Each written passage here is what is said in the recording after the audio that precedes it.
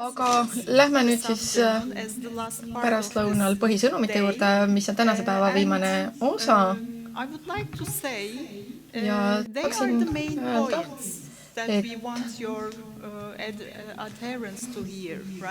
et siin on need põhipunktid, millest tuleks kinni pidada. Ja väga oluline on inimesi motiveerida, mobiliseerida. Meil on vaja kommunikatsioonistruktuuri, siin 3 põhisõnumit, kõigil kuni 3 toetavat fakti. Siin on muidugi teatud paindlikkus vastavalt olukorrale, aga siin on siis põhikäsud meilt teile. Esiteks, kui me räägime täpsetest sõnumitest, siis ei tohiks olla ühes sõnumis rohkem 27 sõna, kui tegu on trüki tuutamaterjaliga või kui tegu on helifailiga, siis 9 sekundit. Ja meedia puhul teie olete suuremad eksperdid kui mina, aga soovitatakse, et siis võiks edastada 3 põhisõnumit. Nii et põhimõte seisab selles, et võtmetähtsusega sõnumid on siis need põhipunktid, mida me tahame, et meie publik kuuleks, mõistaks, mäletaks ja ka tegutseks nende osas. See on väga oluline, sellepärast, et nad on aktiivsed, nad teevad seda, mida te neile soovitate. See on oma publiku mobiliseerimiseks väga oluline ja sel põhjusel peaksime seoses oma põhisõnumitega olema väga ettevaatlikud. Ja meie sõnum meid saab siis võidu või kaotuse raamistikus esitada. Näiteks, kui me räägime võidu raamistikus, siis me toome esile eelised. Mäletate koroona aega, vaktsineerimine vähendab mitmete haiguste riski. See on see, mida me võidame, kui me laseme ennast vaktsineerida. Aga kui on vastupidisega tegu, kui on see kaotuse raamistik, siis me rõhutame tegevusetuse tagajärgi. Näiteks me rõhutame, et vaktsineerimata on raske haiguse risk kõrge. Nii et te võite valida ema vastavalt sihtrühmadele ja sisendile. Ja te olete siis sotsiaalse kuulsamise tööriistasid ja teisi tööriistasid kasutanud, et oma sõnumit kujundada. Meil on ka mõned takistused. Millised takistused teil on? Näiteks kaitse, hoiak või mida te veel võiksite lisada siia loetelusse takistused ja lahendused. Kas te pakuta midagi? Näiteks, kui teie sihtrühm ei ole homogeenne, mis te siis teete? Need on need küsimused, mida me alati peame endale esitama. Või siis kaitsva käitumise edendamine. Kas see toimib? Või pigem peaks olema rõhuasetus negatiivsetel tagajärgedel, kui jääda tegevusetuks, nagu see näide, mille ma tõin. Ja mis on eelis ja mis on siis kadu. Ja saate kõik slaidid vaadata. Nii et positiivse raamitiku puhul meil on kaasav käitumine. Vaktsineerimine vähendab tõenäosust koroonasse surra või raskelt haigeks jääda. Ja vastand on inimesed vaktsineerimata seisavad silmitsi palju suurema raske koroonasse haigestumise riskiga või surmaga. Nii et te võite valida ühe või teise vastavalt olukorrale. See oleneb teistest määrajatest, sihtrühma tunnustest Te võite mõlemad kasutada tõepoolest, aga võib-olla mitte korraga, aga vastavalt olukorrale, millega te silmitsi seisate. Kui võimalik ja kui soovite võimendada oma sõnumid, siis ajakirjanikud küll hea meelega tahavad, et sõnum oleks veidi ähvardav ja oleks paar heliklippi juures. Nii et see vähemalt tagab, et teil on võimalik oma positiivne sõnum edastada, siis on väga hea, aga ajakirjanikuna ma soovitan küll seda ähvardamist. No, see on päris elu. Nancy'l on kommentaar. Kui oli koroona, siis rääkisime inimestel peske käsi, hoidke distantsi, kandke maski ja osad inimesed olid valmis järgima seda sõnumit. Minu ema suri koroona pandeemia ajal ja see muutis asju. Kui ma rääkisin sellest, kuidas mu ema suri koroonasse, sest vaktsiin ei olnud veel välja tulnud, sest ta oli olukorras, kus ta nakatus kergesti, siis oli väga palju inimesi, kes muutsid oma käitumist ja tulid ja rääkisid seda mulle, et ma ei saanud aru ikkagi, kui tõsine see on. Nüüd oli neil selle kao ja kahjuga seonduv nägu. Nii et kui teil on narratiiv või lugu, mis käib selle negatiivse kaotuse tagajärjega kokku, siis see aitab. Nii et Ukraina puhul me teame seda, et see võib juhtuda meiega. Kogu aeg kasutate seda raamistikku, sest see on teie suurim hirm. Nii et kasutage seda. Sest te saate selle ümber siis sõnumeid punuda, aga seda ei saa siis positiivse looga siduda, aga selle saab muuta inimlikuks loo kaudu. Kasutage eestlasi ja ukrainlasi. Ja ka koostöö tervishoiu osapoolte ja teiste sidusrühmade vahel, sellepärast, et me ju täiendame üksteist.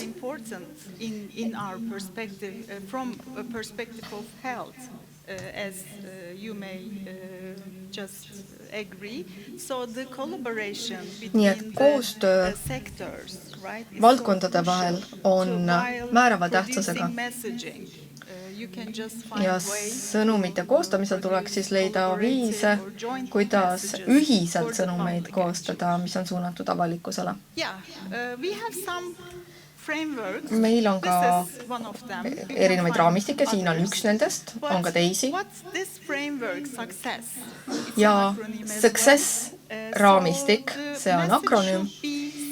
Ja selle kohaselt peaks olema sõnum lihtne, arusaadav, heterogeensele sihtrühmale. Ja tervisekirjaoskus või kirjaoskuse tase kogukonnas määrab selle. Nii et kui te esitate oma sõnumid võimalikult lihtsas formaadis, mis tähendab seda, et teil on võimalus jõuda rahvani. Ja lisaks peaks ka üllatava või uudishimu tekitava sisuga tähelepanu tõmbama. Kolmandaks peaks olema konkreetne, kasuge selliseid käegakatsutavaid eesmärke ja analoogiaid, et tagada selgus. Sõnumid peaksid olema usaldusväärsed ja võite rõhuda ka emotsionaalsele aspektile.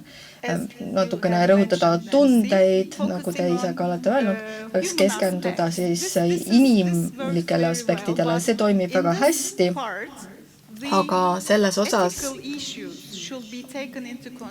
tuleks arvesse võtta ka eetika küsimusi, sest see võib olla väga ähvardav, kui me ka selle osa eest ei hoolitsa. Ja päris elulised lood, lugude jutustamine toimib 100%. See on väga oluline kasutada päris elu lugusid.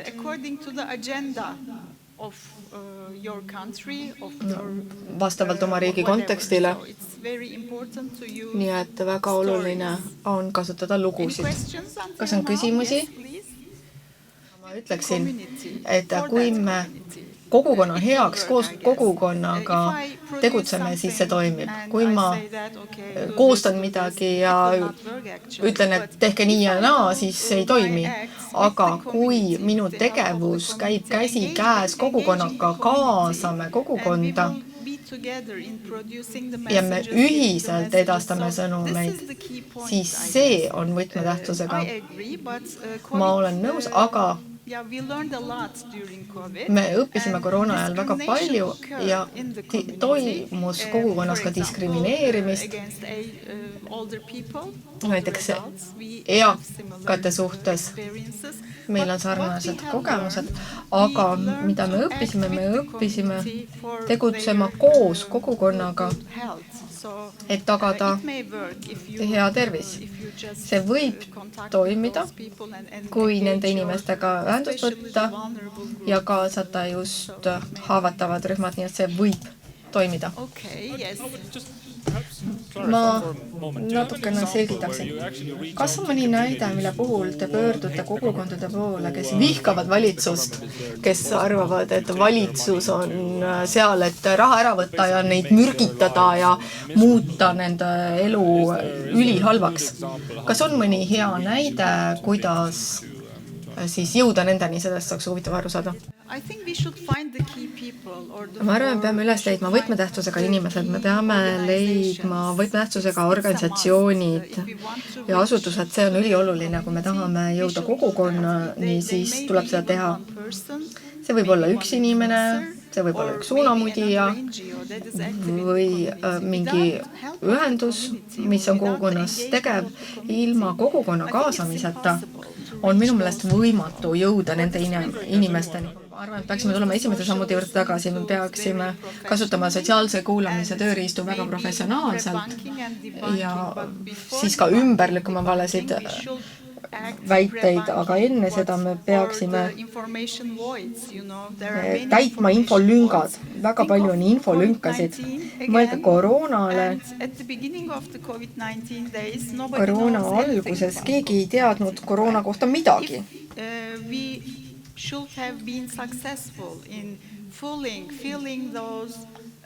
Kui me oleksime saanud infolüngad täita edukalt, siis oleks koroona vastu võitlemisel oldud maailmas edukamad. Nii et ma arvan, et me peame tegelema küsimuste ja murekohtadega ja võitlema väärinfo, vandenõuteooriate ja desinformatsiooni vastu. Kui me tegutseme õigeaegselt, siis meie sõnumid toimivad. Kui nad on lihtsad, konkreetsed, usaldusväärsed, emotsionaalsed ja nii edasi. Ma räägiksin ühe kiire loo. Oli dengepuhang Kariibi mere saarel ja seal piirkonnas elas väga palju kurjategijaid, mind saadeti sinna, et ära lahendada ja nagu teate, siis see väike sääsk põhjustab denget ja igal pool oli plakatid, et ära lase sääsel ennast hammustada. No, ega keegi seda vabatahtlikult ennast välja ei paku, aga selline oli see kampaania. Nii et me läksime kogukondadesse ja küsisime inimestelt, et miks siin denge on. Me selgitasime, mida see endas kujutab, kuidas see üle kandub ja neil olid väga puhtad kodud.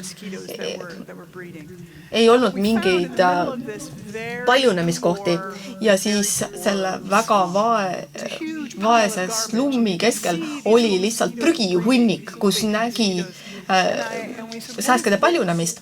Ja ma küsin, mis asi see on? Ja nad ütlesid, et prügikoristajad ei julge tulla, sellepärast, et muidu gängid lähevad neile kallale. Nii et me põhimõtteliselt siis võtsime ühendust prügivedajatega, et mõista, mis nende suurimad hirmud on ja nad rääkisidki, et 2 gängi iga kord peksid neid ja tapsid ühe kolleegi.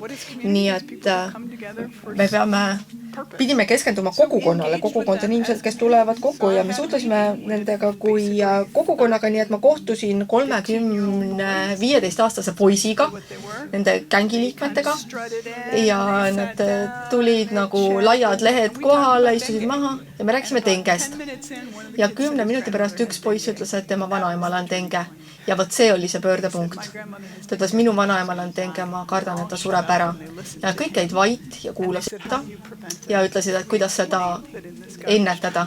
Ja siis me selgitasime prügi kohta ja siis keegi peaks selle prügiunikuga midagi tegema ja siis me selgitasime, et kui prügivedajad tulevaksid, siis nad saaksid ennetada dengejuhtumeid ja siis nad nägid, kuidas nad said aru. Ja siis need 15-aastased poisid tegid prügivedajatega rahu, et tund aega nädalas nad ei peksa prügivedajaid ja pandigi piir sellele dengepuhangule. Nii et kõige tähtsam asi, see on näitele minu võti pilti, et kaasa kogukonda ja inimesed ei saa aru, mida see tähendab. See ongi kõige tähtsam asi, see on see, kus inimesteni jõuad.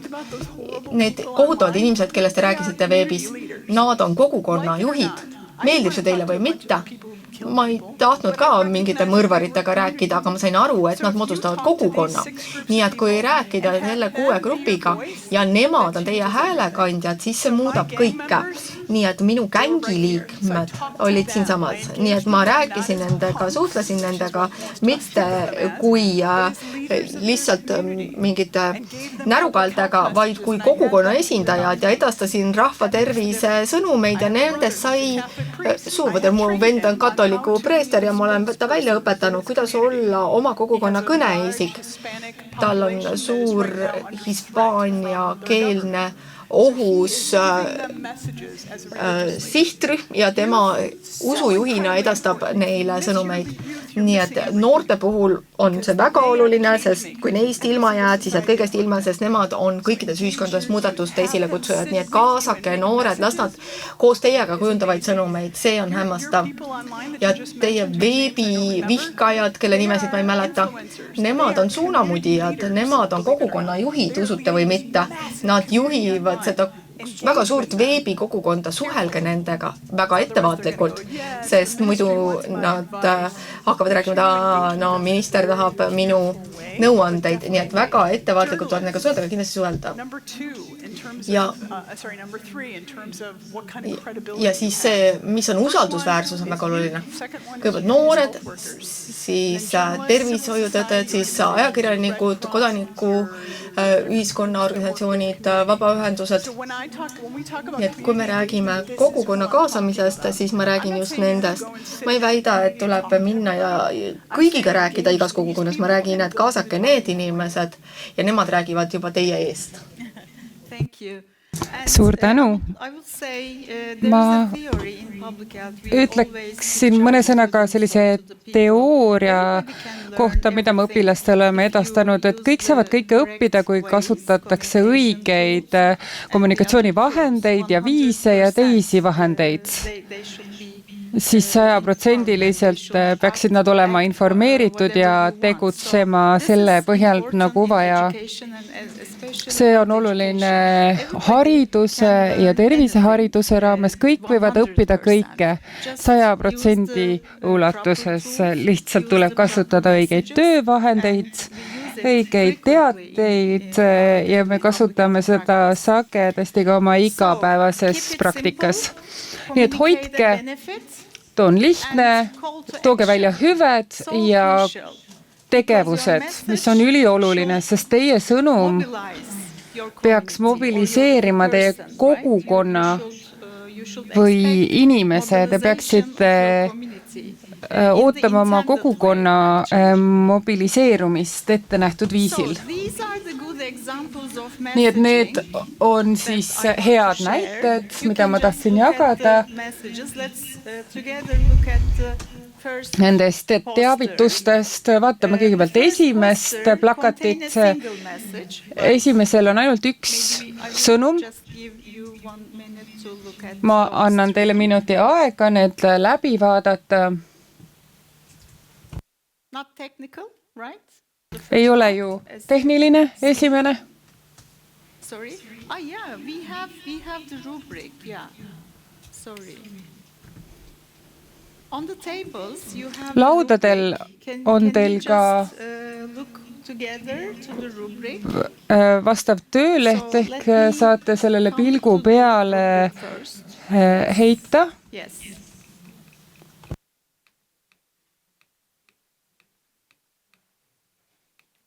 Yes. I have mentioned the importance of simplicity. Ma mainisin lihtsust ka enne. It will call to action.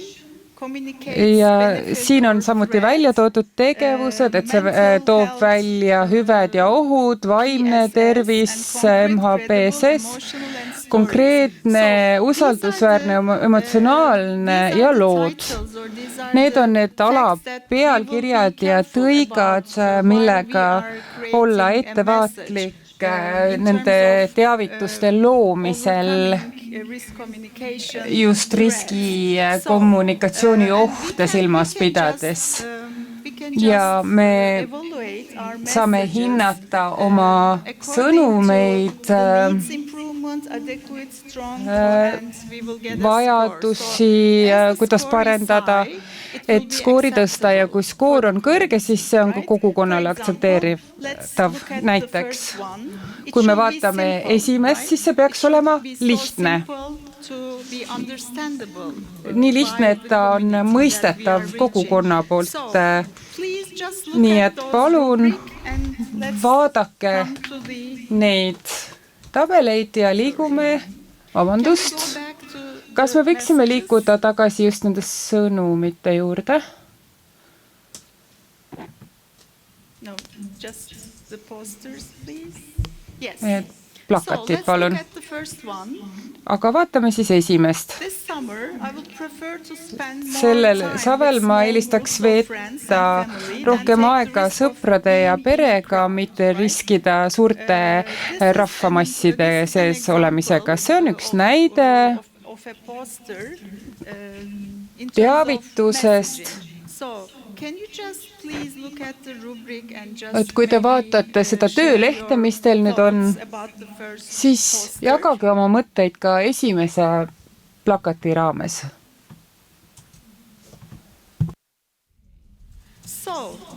Niisiis, lühidalt, mida ma ütlen, see tööleht on meile suureks abiks.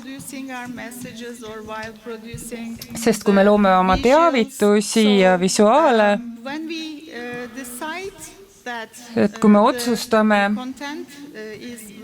et see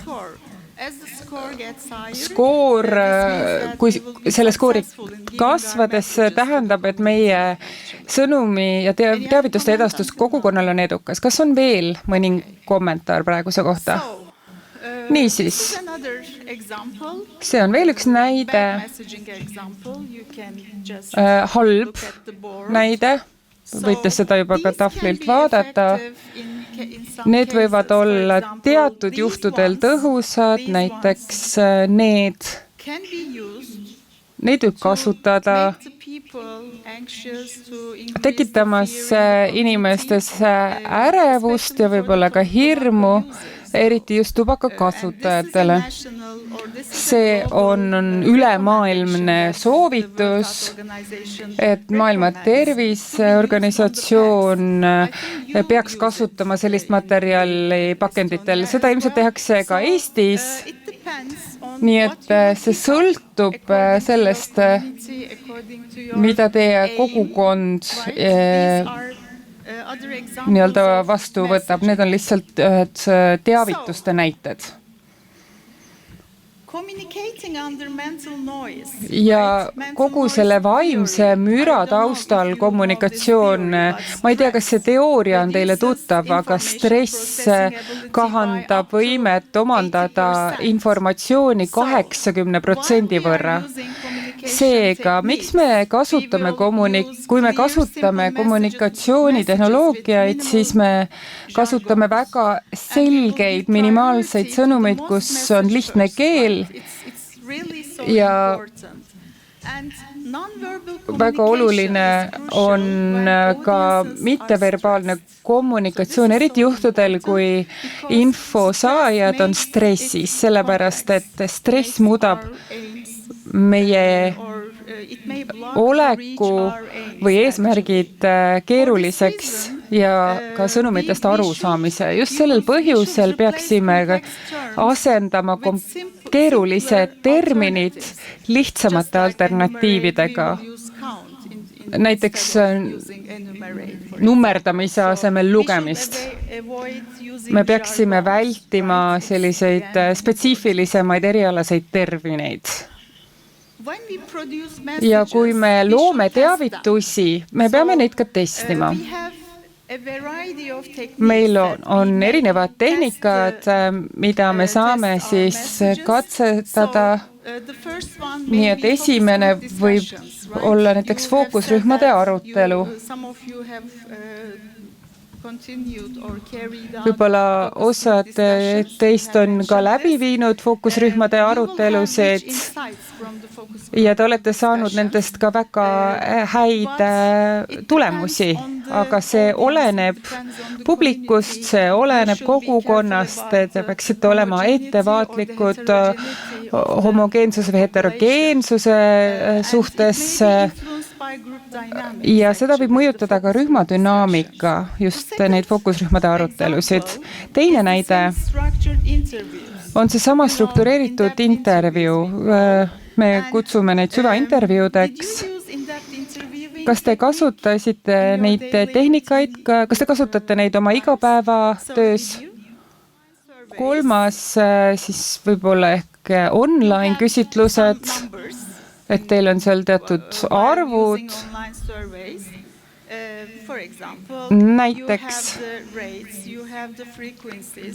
et teil on erinevad määrad, sagedusmäärad, mis on küll abiks, aga ei jaga lisadetaile, mis on teie kogukonnaga seotud. Ja teine meetod on küsida sõbralt. Seda saab väga kiiresti läbi viia, aga see ei peegelda teie laiemat publikut, lihtsalt teil on mingi arusaam mingite inimeste arvamuse põhjal.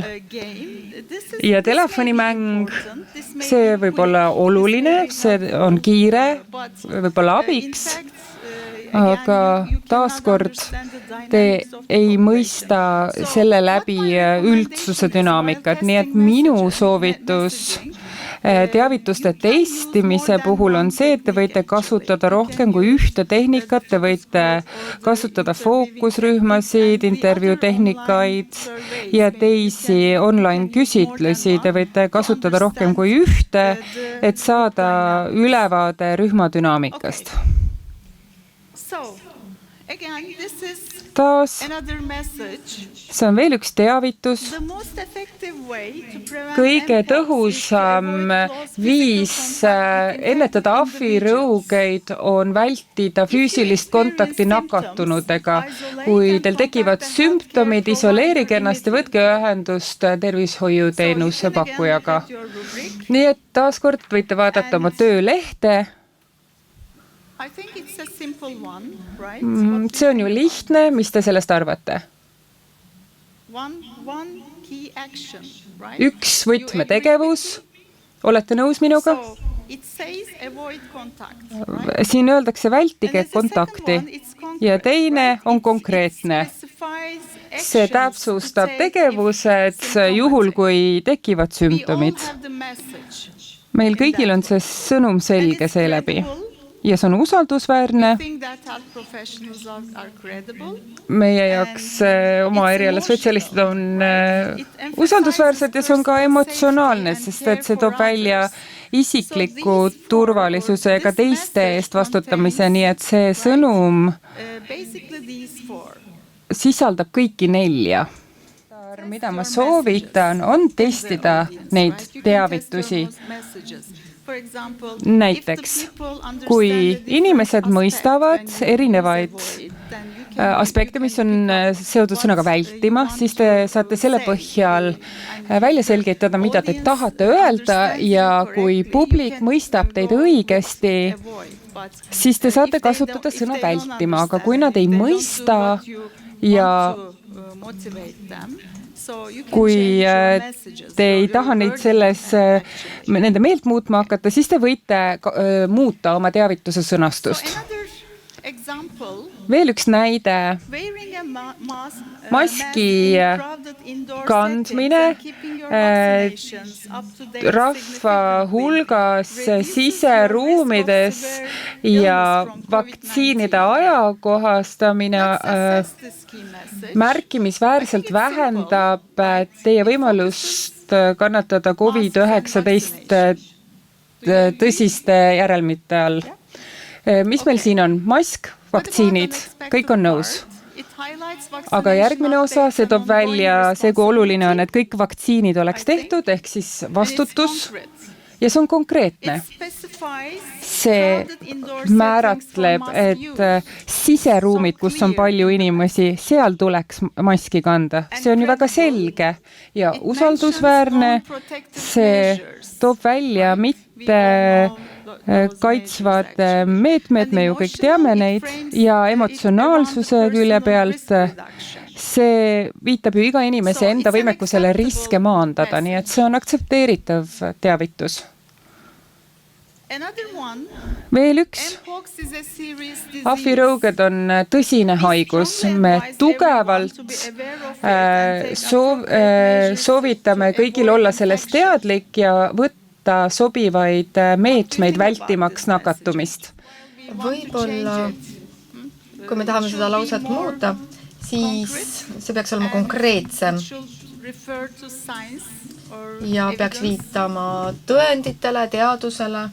Kas te olete nõus? Eelmisel aastal ahvirõuged tapsid 500 000 inimest. Jah, väga konkreetne, aga eelmisel aastal, jah. Väga hea. Ja mida te tahate veel öelda? On meil kommentaare?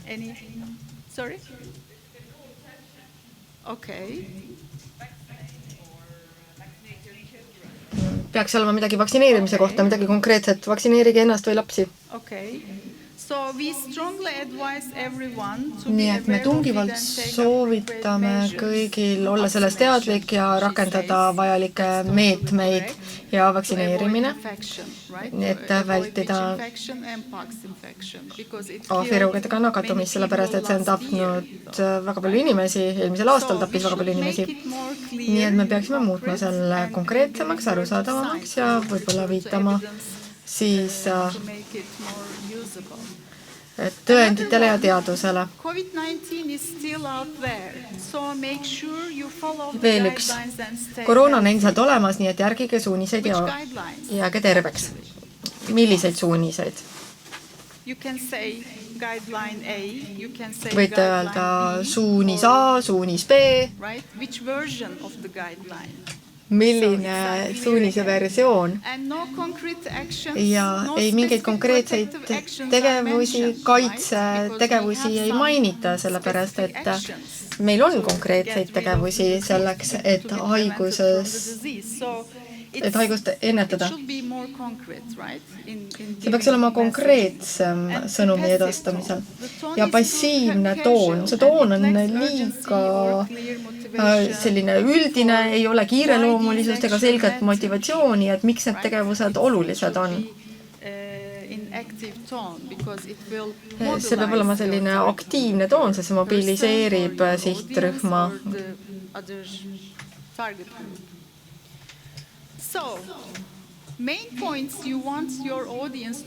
Nii et põhiasjad, mida soovid, et mäletataks, nii et ärge unustage seda, nii et need sõnumid peaksid olema selged, konkreetsed ja motiveerivad ja mobiliseerima inimesi, sellepärast et tegevusi on vaja. Peale sõnumeid te esitate oma sõnumid, et mobiliseerida oma sihtrühm. This is another sentence I want Siin to on veel raise üks your lause, attention. millele soovin teie tähelepanu pöörata. Ma ei lasknud end vaktsineerida. Miks ma peaksin? Ma kasvasin keskkonnas, kus mu vanaema rääkis lugusid sellest, kuidas ta kunagi ei jäänud gripi ajal haigeks. Ei ole hullu midagi, meil on kõik korras. See on seotud riskitajuga ja see on väga oluline ja te olete võib-olla kuulnud ka teistest tervise küsimustest. Inimesed ei taju riske tegelikult. Nad kõik toovad selliseid näiteid. Näiteks mina tegelen tubakatõrjega. And somebody raises hands and says that, okay, you are talking about tobacco, but my keegi ütleb, et räägite tubakast, aga minu vanaema on 100-aastane ja tema suitsetab ja ta ei ole ära surnud, nii et millest te siis räägite, ütleb ta mulle. Aga ma vastan, et statistika, tõendid näitavad seda. Et nii see on, et vanaema võib-olla ei ole statistikas hõlmatud.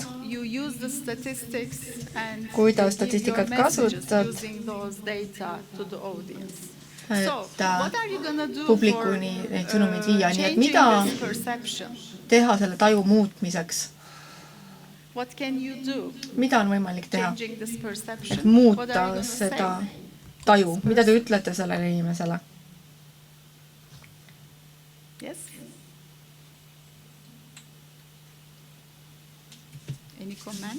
Kas on kommentaare?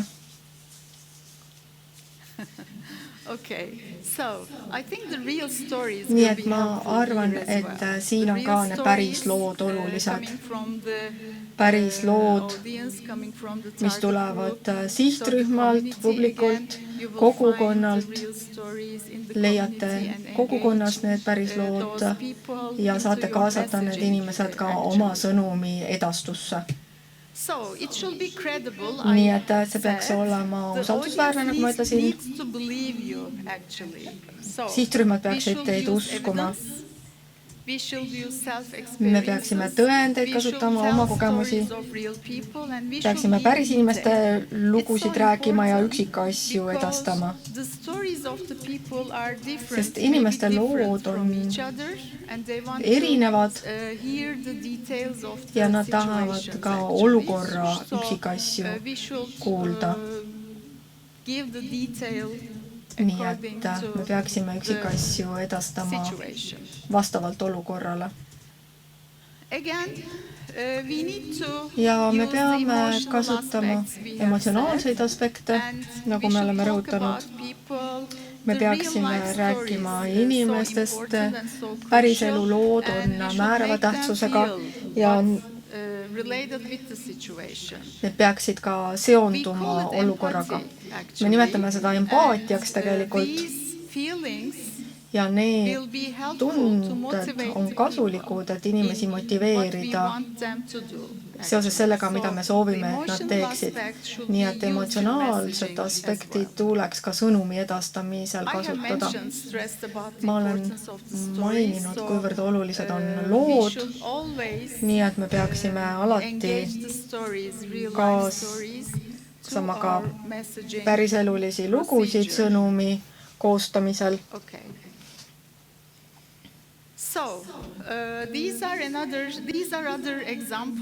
Siin on veel näiteid. Esimene on oluline sõnum. Ja siin on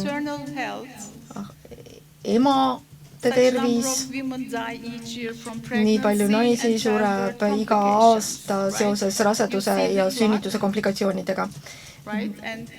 See on kõrvalsümbolina 34 kell. women dying per hour. Ja see on 34 naist tunnis, kes surevad. See on muljetavaldav. Rahvusvahelised terviseorganisatsiooni allasutused kasutavad tavaliselt selliseid sõnumeid, sellepärast et see muudab selle reaalseks, et me vaatame seda kella ja küsime ka sessioonide ajal, et mitu inimest suri viimase tunni jooksul, nii kaua kui meie oleme siin vestelnud. See muudab asjad reaalseks, et inimesed mõistaksid, kui keeruline see olukord on. Ja koht, see on ka jälle oluline. Näiteks diabeet 2008 hinnanguliselt 347 miljonit inimest maailmas kannatasid diabeedi all. Nii suur arv inimesi on rohkem kui USA ja Kanada kokku. Nii et see muudab asja reaalsemaks. Nii et kujutage ette, kui palju inimesi, kui suur on see mõjutatud, diabeedist mõjutatud inimeste hulk. Ja me kasutame ka võrdluseid. Vaid 4 tualetid, ainult 4,5 miljardil inimesel on ligipääs toimivatele tualettidele, aga 6 miljardil on ligipääs mobiiltelefonile. See on väga vastuoluline, eks ole. Ja et millest te räägite? Ühelt poolt 6 miljardil on ligipääs mobiiltelefonidele, aga teisalt have access to working toilets. So such comparisons may be helpful to make your aga neid on vähem, kes saavad hügienilist tualetti kasutada, nii et säärased võrdlused võivad ka sõnumi võimestada. Ja rõhutan veel kord, lihtne, konkreetne, usaldusväärne lugude rääkimine ja see raamistik. Nii et parim viis, kuidas turvaliselt päikest nautida ja kaitsta nahka, on kasutada päikesevarju, katta ennast ja kasutada päikesekaitsekreemi. Ja siin on võetud kasutusele pildid, et muuta see sõnum arusaadavamaks. Nii et kui vaatate seda pilti, siis mõistate, et siin on 3 põhisõnumit. Ja vähiühing edastab oma sõnumeid sellisel viisil. Me saame 10 sekundiga kõigest aru. Ja me peaksime mõtlema ka kirjaoskamatutele. Kui ma olen kirjaoskamatu, siis ma võin umbes ette kujutada, mida see pilt mulle ütleb. Nii et vari, katmine ja päikesekaitsekreem. Natukene infot, mida infograafika täiendab. See on väga arusaadav. Tervisehariduses me ka räägime sellest, et tuleks edastada positiivseid sõnumeid, aga see ei ole reegel, et see oleneb ikkagi sõnumist ja olukorrast. Aga põhimõtteliselt jah, me soovitame positiivseid sõnumeid inimestele ja avalikkusele edastada. Ja aitäh, soovitage midagi öelda. Tulles tagasi selle slaidi juurde. Can you just go back? Yeah. You want this one? Back. Yep. So this is repeated, but I'm not sure why. But if you're all communications people, Te olete kõik kommunikatsiooni eksperdid, teate seda, aga tahtsin öelda, et rahu ajal või ettevalmistuse ja ennetuse ajal, kus me räägime haigustest või sõjast, siis lihtsus, rääkige, kuidas see neid aitab, mis on eelis, mis on võit ja öelge neile, mida teha. Ja kui on näiteks sissetung, siis tuleb see ümber tõsta, siis räägite ohust, te rääkisite negatiivsusest. Endiselt võib siin ka positiivset sõnastust kasutada, et tagad, et sinu koera eest on hoolitsetud, kust leida varjend, aga sellise ohu puhul inimesed ei suuda väga palju Just don't, they can't hear it any longer. kuulata ohujuttu. Umbes 6 nädalat on piir. Nii, et kui te räägite ohus, kui see on pikaajaline oht ja tegemist on rünnakuga ja see kestab pikalt, siis te peate iga 6 nädala tagant oma sõnumit muutma, sest muidu inimesed ei suuda seda kuulata. Ebola puhangu ajal me muutsime oma sõnumit iga 3 nädala tagant, sest inimesed olid väsinud samadest plakatitest ja siis kui me muutsime, siis me nägime, et rohkem inimesi tuli testima. Nii et kasutage neid selle baasina, vundamendina, me palume teil palju asju teha, aga see on kõige lihtsam kujutis. Ma ei tea, miks see seal on, aga need 2 tükki peaks olema, mitte see 3. Ja veel üks lisainfokild. Mäletate, tubakat puudutavad sõnumid. Ja Maailma Terviseorganisatsioon ka soovitab neid sõnumeid muuta. Tubakaohje raamkonventsioon soovitab meil muuta neid sõnumeid regulaarselt. Sest tuleb muuta taju. Nagu Nancy mainis, siis iga 6 nädala tagant tuleks muuta sõnumit, see on väga hea. Aga neid sõnumeid riikides muudetakse iga poole aasta tagant.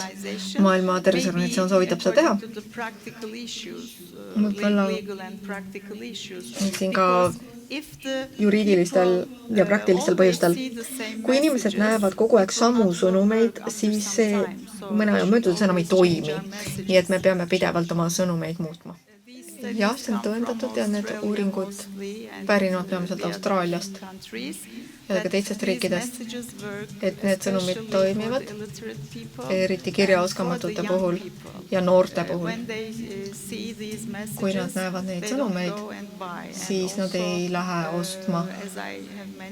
Ja nagu ma mainisin, jah, siis see toimib. On teadusuuringuid selle kohta. Selle kohta on palju tõendeid. We had talked about them. Yes. Okay. How are we gonna decide if our messages me are otsustame, working? kas meie sõnumid toimivad? Nii et meil on siin paar küsimust. Kas info on täpne? See on väga oluline. Ja seda tuleks kogu aeg ka värskendada, tuleks kontrollida oma sõnumeid, kas nad on täpsed või mitte. Meil on palju allikaid ja ressursse ja usaldusväärseid ressursse tuleks kasutada nagu rahvusvahelised tervishoiuorganisatsioonid. Teiseks, kas stiil, toon vastab sihtrühmale, see on väga oluline. Ja sellepärast on oluline ka testimine. Kui me testime sõnumit, siis me saame aru, kas sihtrühm mõistab seda, mida me tahame öelda ja kas need pildid ja keelekasutus on asjakohased ja sobilikud. See on väga oluline, need pildid ei pruugi sihtrühmale sobida, mida kasutatakse, ja ka keelekasutus. Väga oluline. Ja kas teie materjalides on midagi sellist, mis tekitavad sellist kaitsehoiakut, nii et siin on mõned küsimused, mis tuleks küsida iseendalt. Ja kasutama siis sõnumite testimisprotseduuri. Kas sihtrühm mõistab, mida me tahame öelda, kas keelekasutus on tõhus, kuidas on graafikutega. Me sageli kasutame infograafikat tänapäeval, kõik organisatsioonid, kõik kasutavad infograafikat, aga kas see toimib ka, kas inimesed mõistavad, mida me tahame öelda. Ja kas meie publik ka identifitseerib sellega, kas see on isikule, kõnetab isikut, ja kas siin on midagi sellist, mis muudab sihtrühma olemise ebamugavaks. Kui nii on, siis ärge kasutage seda. See on väga oluline mõista, kas on mingeid tundlikke teemasid, aga te ei isiksusta, ei personaliseeri. Ja kui te sõnumit edastate, et ei kandnud turvavööd või kiivrid, nii et ta sattus õnnetusse ja sai surma, siis hästi, aga lihtsalt mitte sellepärast, et ta sai surma. Kas see on aru saada? So, our message should build Nii et trust meie sõnum peaks usaldust looma ja julgustama and ka demonstrate empathy tegevust, and compassion and make olema people empaatiline, feel kaasatundev safer ja and tekitama inimestes reduce turvalisema people's tunnet ja vähendama intent to take risk. inimeste riskialdisust, see on väga oluline. Näiteks maski kandmine, sest nad kasutavad maski sellepärast, et siis väheneb nakatumise oht. Nii et konkreetne asi. Anda inimestele riskide üle suurem kontroll ja võimestada inimesi suhtlema või ennetavate meetmete teemal kõnelema. Seda me tahame ennetada riskikäitumist. Me võimestame inimesi, me suhtleme inimestega selleks, et riske maandada ja tegutseda ennetavalt riskide takistamisel. Ma rääkisin fookusrühmadest, poolstruktureeritud veebiküsitlused, intervjuud, erinevad testimismeetodid ja on palju põhjusi, miks neid kasutada või mitte neid kasutada. Ja me peaksime neid kasutama vastavalt oma sihtrühmale või vastavalt sellele, mida meil vaja on. Nii et me peaksime olema väga ettevaatlikud, kui me otsustame, millist me kasutame. Siin on see rubrik riski kommunikatsiooni tehnika ja kui hinne on kõrgem, siis me kasutame seda, on soovitatud seda kasutada. Ja need on need faktid, mida ma olen oma ettekande jooksul korranud, mida korda lihtsus, konkreetne, usaldusväärne lugude kasutamine ja muu. Nii et me rääkisime nendest. Nii et need on minu viimased slaidid, mis te arvate? Sealt kasutage seda tabelit, seda hindamislehte ja kuidas, mis te arvate, kas see on hea või halb näide? Teil on need laual. Ja võite siis rühmana otsustada ja saate ka öelda, miks te nii arvate. My boyfriend gave me AIDS. Sain oma poissõbralt AIDSi, ma kartsin vaid rasestuda. Yes. Lihtsuse mõttes näidake kas 1, 2 või 3 sõrmede peal. Can we see the hands? Tõstke käed üles. They say 3. 3. Okay. Keep going. So, what about call to action? Aga tegevusplaan. What do you think? 1? They say 1, they say 0. Siin öeldakse 1, siin öeldakse 0. But it gives some message. Aga see edastab teatava sõnumi. Kas keegi ütleb ka 3? Aga kommunikatsioon, hüved ja ohud 1, 2 või 3. Yes, what about this? It mentions, yes, you say 2, you say 2. Okay. Te ütlete 2. They say 3. Okay. 3. Yeah. Okay, what about the next one? Aga järgmine MHPSS 1 or less. 1 või vähem. What about concrete? Is it a concrete message? Kas see on konkreetne teavitus? Okay, 1, 2, 3. 3. Okay. What about credibility? Usaldusväärsus. What do you think about it? Mis te sellest arvate? Yes. 1, 2, 3. 1, 2, 3. Okay. 2. What about emotional aspect? Emotsionaalsed aspektid. 3. 3. Yeah, it gets high in terms of emotion. Emotsioonide raames see skoor tõuseb, aga lood 1, 2, 3, 3. Nii et seal on ka lugu. Aga niisiis, I'm coming to the end. ma olen jõudnud tegelikult lõpuni. Meie teavitustega me peame mõtlema kõikide neile komponentidele ja arvestama kõikide nende üksikasjadega. Johannes, ma annan sõna sulle rääkimaks paari sõnaga sellest. Kõik ju tunnevad need pildid, fotod ära. Nad on tekitanud olulise arutelu, kahjuks see pilt on natukene moonutatud, aga mõistate ju ikka, mis seal peal kuvatud on. Kui me võtame selle raamistiku ja hakkame seda analüüsima, siis ma arvan, et olete ilmselt nõus, et see on väga lihtne. See on väga selge, keskendunud ühele peamisele sõnumile. Aga tegevustega seonduvalt see on lihtsalt ju ainult foto, millel ei ole mingit teksti, aga ma arvan, et iga eestlane, kes seda vaatab, talle tuleb siiski mõte aidata Ukrainat nii igal võimalikul viisil võitlemaks selles sõjas, mis nad on, et meie ei peaks sellesse astuma.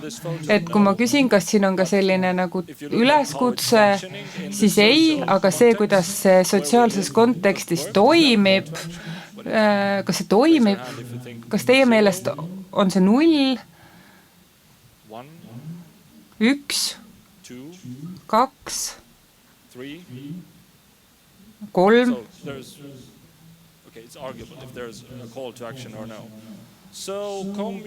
Nii et kas see toob välja mõned hüved, ohud? Jah, väga selgelt. Kas sinna võib panna 3, et seal on see oht kajastatud? Kas teid praegu siis rünnatakse, see on ka see suur arutelu, mis sellega tekkis. Nii et inimesed, kes Tallinnas nende COVID-ist vastutasid, ütlesid, et miks te teete meile nii? Me oleme niigi nii ärevil, me stressitase on laes, me ei peaks nägema neid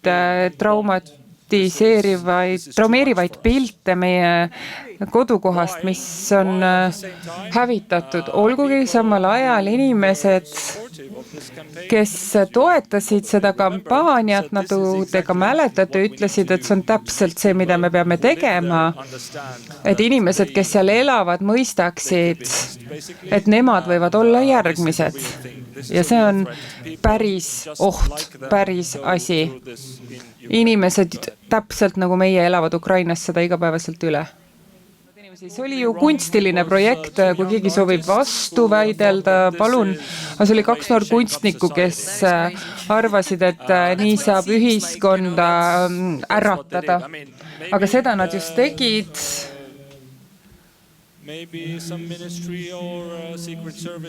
Võib-olla selle taga oli mõni ministeerium või luureteenistus, et natuke manipuleerida ühiskonda, sellest ma tõendust ei ole näinud, aga nii palju kui ma tean, siis see oli kunstiline projekt. Kinnisvara hind ilmselt ei kasvanud sellest. Nii et see ei olnud kindlasti kampaania saamaks korteriast rohkem raha. Aga võib-olla osad müüsid hoopis hirmuga maha odavalt ja kolisid mujale. Nii et mõningane mõju tal oli. MHBSS, kas see on rahustav ja muredele reageeriv? Ei. Et ärevust ta kindlasti ei rahusta, ilmselt on tal hoopis vastupidine efekt, et ta loob ärevust juurde, provotseerib, tekitab ärevust ja selle jaoks ta sinna loodigi. Ilmselt on sellega kõik nõus. Kas on ka kommentaare? Konkreetne?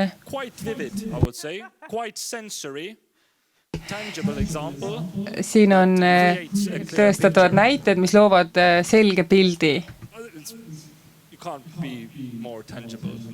Et ega enam selgem siit ei saaks olla selles kontekstis selle reklaamiga. nii et see on maksimumpunktid selle eest usaldusväärne.